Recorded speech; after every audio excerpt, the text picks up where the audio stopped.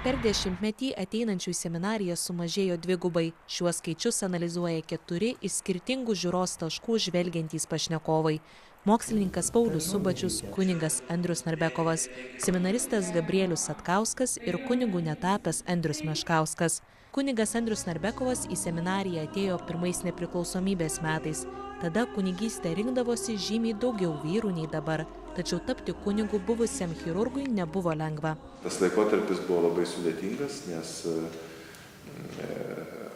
tai buvo toks netipinis atvejis. Iš karto po mokyklos į seminariją atėjęs Gabrielius apsisprendė žymiai lengviau.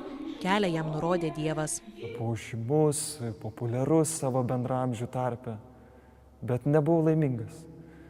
O kai gavau šitą atsakymą, tai iš karto 3 dalykai buvo. Labai aiškiai, ryškiai man įsiminė. Tai begalinis džiaugsmas, kad pagaliau žinau kryptį, žinau kelią. Gabrielius mokosi Vilniaus Šventojo Juozapo seminarijoje. Šiemet į šiuos suolus atsisėdo 3 nauji seminaristai, perpus mažiau nei pernai. Pašnekovai analizuoja, kodėl stojančiųjų į seminarijas mažėja. Nėra tokio didžiadvasiškumo, nėra noro pasiaukoti vardan kilnesnių dalykų. Ir, kaip minėjau, kad čia išplaukia tai, kad neturime irgi ir gerų gaisrininkų, ir kariuomenė, ir policijos žmonių. Ten, kur visuomenė yra gana skurdi, kur vidurinysis sluoksnis ir miesto gyventojų sluoksnis yra mažas, eiti į kunigus yra ir labai socialiai patrauklu. Nenoras ar baimė įsipareigoti, galbūt net nenoras, bet tiesiog net nebesuvokimas įsipareigojimų esmės. Tai vat ir užveria tas, seminarijos duris.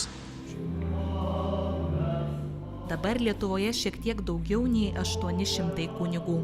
Tiek jų nebeužtenka. Profesorius Paulius Subačius pastebi, kad labiausiai dvasininkų trūksta kalėjimuose, ligoninėse ir kariuomenėje. Ir tai yra toks 24 valandų per parą darbas ir šitose vietose žmonių dvasininkų tikrai labai trūksta. Mokslininkas siūlo dabartinį pašauktųjų trūkumą kompensuoti diakonais. Jie negali laikyti mišių, klausyti išpažinčių, bet teikia sakramentus, skelbia Dievo žodį. Prieš keletą metų Lietuvoje vėl atgaivinti jų rengimo kursai. Klierikas Gabrielius retėjančias kunigų gretas bando stiprinti maldą. Taip pat jis ragina kunigus aktyviau bendrauti. Yra labai svarbu kunigo liudijimas. Jeigu turėsim labai daug šventų kunigų, kurie nebijos pasirodyti jaunimui, žmonėms, tai bus ir pašaukimui. O dvasia šventoji ir širdis meilę uždega.